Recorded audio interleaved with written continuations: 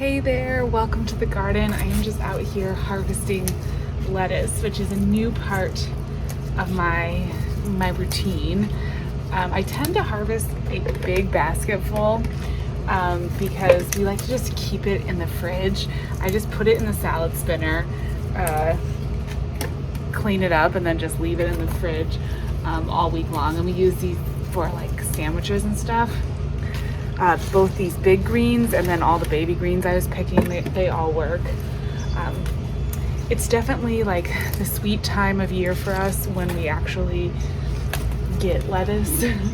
Pretty soon all this is going to be bolting because we are starting to have days that are getting warm. I think today our high was 85 and it's going to be like almost 90 degrees Fahrenheit tomorrow, so too hot for lettuce. So I have been harvesting pretty aggressively, but it's kind of amazing because even after harvesting like this, by the end of the week, or like by this time next week, I harvest about once or twice a week. These plants will be just full of leaves. Everything is growing so quickly right now. I've been doing pretty well too with pests. Look at this little basket of container lettuce. It looks so good. I haven't had many pests on any of these, which is really nice. Last year I dealt with a lot of pests, but this year conditions are right. It looks so beautiful.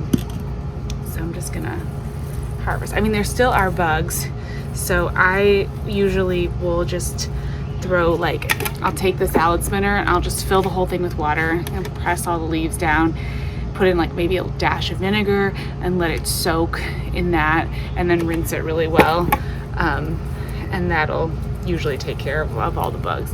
And you'll be surprised if you do a soak like that, how many more bugs come out than if you just like rinse it off. Definitely having the garden fresh lettuce makes you realize how many different critters are living out here, but that's okay. And then just like dirt, like here's a little maple leaf, on one of the lettuces. Although growing lettuce in containers, I will say, does cut back, I think, on how much dirt you get on them, on the leaves. The plants that I have in like bigger, even like a bigger pot like this, I notice a lot more splashback and stuff on these leaves. Also, look at the alliums. They're so pretty. We have to stop. These are so gorgeous. Every year I see them and I think I want to plant more. I want to plant more.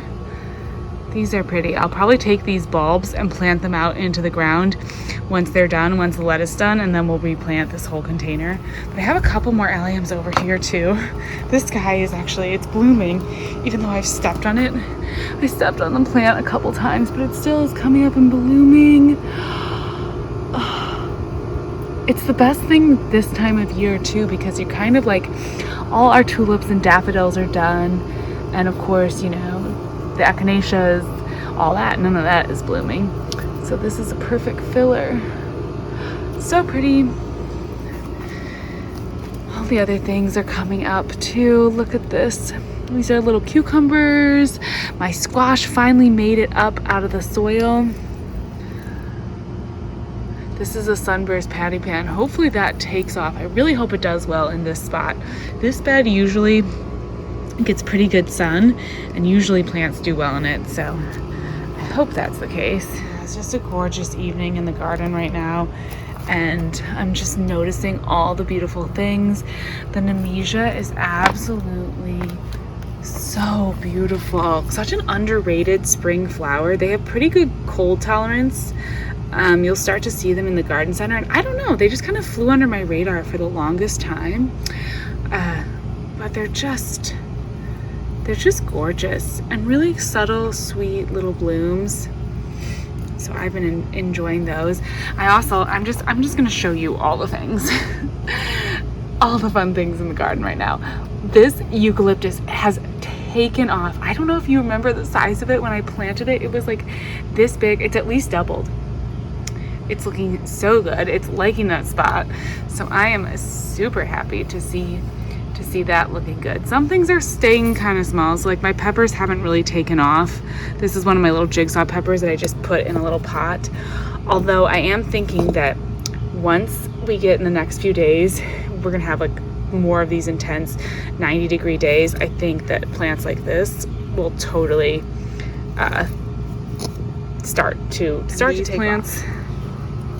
These plants will start to die. So the violas are definitely going to be reaching too hot in there. It's temperatures that are too hot for them. They're so pretty. I absolutely love them.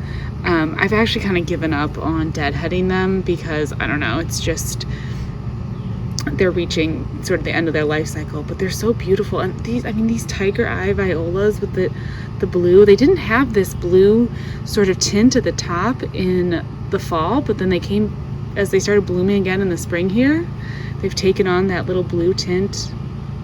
That's so pretty. You know what? I'm gonna pick a few for our lettuce because violas are edible. Not really because I want to eat them terribly much, but they'll look pretty. Maybe I'll take a picture. And my husband will get a kick out of this. I'll have to tell him he can put flowers on his sandwich. My daughter, you know what? I can give them to my daughter. Although I try to be kind of careful with her that I don't get her confused about what flowers she can eat in the garden and what she can't.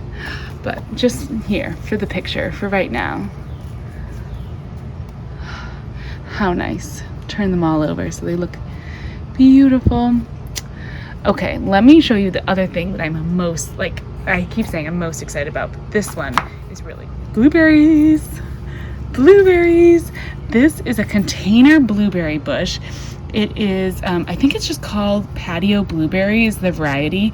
I actually ordered one of my ordering online kind of fails. I ordered 2 of these and I don't know if they had stocking issues. One came at a great time, bare root, this one, and I planted it and it did great. This is my second year with them. So last year was my first year. I didn't get any blueberries on it last year. The other one that I ordered came late and it came in the summer. I couldn't keep it going. It died. Whatever. But I kept this blueberry plant because they are supposed to be able to be self-pollinating and do okay on their own. And without any other blueberry bushes anywhere around, I have quite a few little blueberries growing on this. I'm so excited. I mean, these are little clumps of blueberries. Now, is this a massive blueberry harvest? No, but it's a novelty. It's so fun. They are adorable. I think when you do small gardening like me and container gardening, you just have to get used to like this being the success, right? I'm not picking bushels and bushels of blueberries to where I'm going to have some sort of harvest that I can store, preserve, or, even just eat more than a handful of it, but it's still so fun and I still grew it myself and it's still beautiful and special. This was the first thing to leaf out in the spring. I really wasn't sure about it. I thought, I only have one. Should I get rid of this plant? I don't know. I wasn't feeling enthusiastic about it. And I'm so glad I kept it. I'm so excited to have blueberries. The whole thing. I'm just so excited about that. They're so cute and that's going to be so delicious. And they did all of that, produced all those berries without a single second blueberry plant. No other one to pollinate. So that's pretty neat too. Super fun. I'm trying to look around what else is going well out here. My banana plants are coming out. My daughter's little trowel. You saw that my hardy banana came back and then a second little frond popped up. So that's pretty neat. I don't really know. Guess I'm just gonna let these get established and then see if I can even plant anything else in here. I may just pop a couple annual flowers or something. We're looking at pretty things. The nasturtiums are taking off and these are always beautiful. I love nasturtiums. They're so cute and they're growing pretty well here amidst all the carrots. I harvested a couple of my carrots. They were cute, kind of like baby carrot size. They're not, as you can see, here, I'll pick this one up. They're not super big. I should let them go longer, but I also don't want them to choke out all the other things.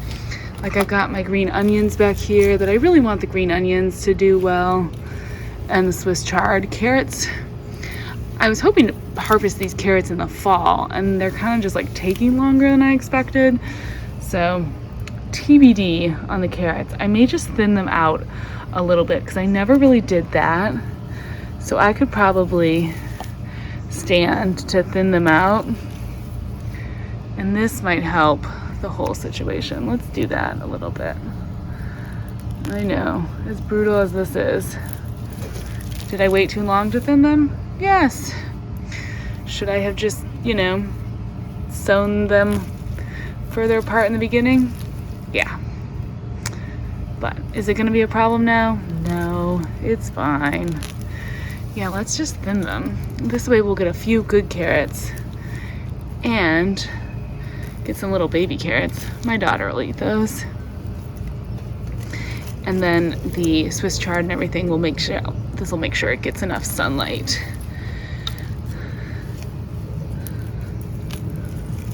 They're kind of cute. That looks a little lighter. I think that's going to provide a little bit more room for these plants underneath them to grow, and maybe I'll actually get a few bigger carrots. And then these we won't waste. I'll bring them inside and my daughter can munch on them because they're still yummy. They're just very tiny. I'm kind of sad I pulled this one up because it's one of those like hugging carrots, and I always think these are really cute.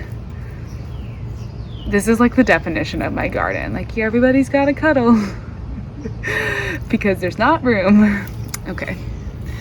I'm just gonna break off the biggest ones to take inside. We're losing the light.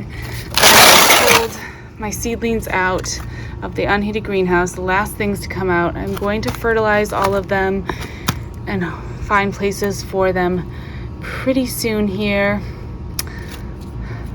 They just all look like they need a little bit of love, but they're pretty good. And how cute is a dwarf tomato? There's just literally nothing cuter than that. This is a Tiny Tim, one of my favorite dwarf tomatoes. I get their seeds from M.I. Gardner, and they're just great little cherry tomatoes. They get to be a pretty, like, it's not a teeniest micro plant, so it's not like, you know, some of the micro plants are like 10 inches, 6 inches. These are, I would say, more like a foot or two, but they're really bushy, really healthy, really great plants. So I'm gonna fertilize them. It's gonna get dark here. So I probably should hurry up, and I still need to, you know, do the dishes after dinner, but I had to rush out here while there's still light. I'm finding that this is such a good time for me to get out here in the garden and do some things, and it's so beautiful with the sun setting. The girls are in bed. It's just like, this is becoming my garden time, and I'm really loving it. It's also a time when it's actually cool out here in the backyard because it can get pretty toasty in the middle of the day. So I'm gonna fertilize them before it gets dark. Thank you so much for just wandering around in the garden with me and seeing what's beautiful. It's just such a happy time of year when everything is growing like this. So thank you for watching, and I'll talk to you again in the next video. Bye-bye.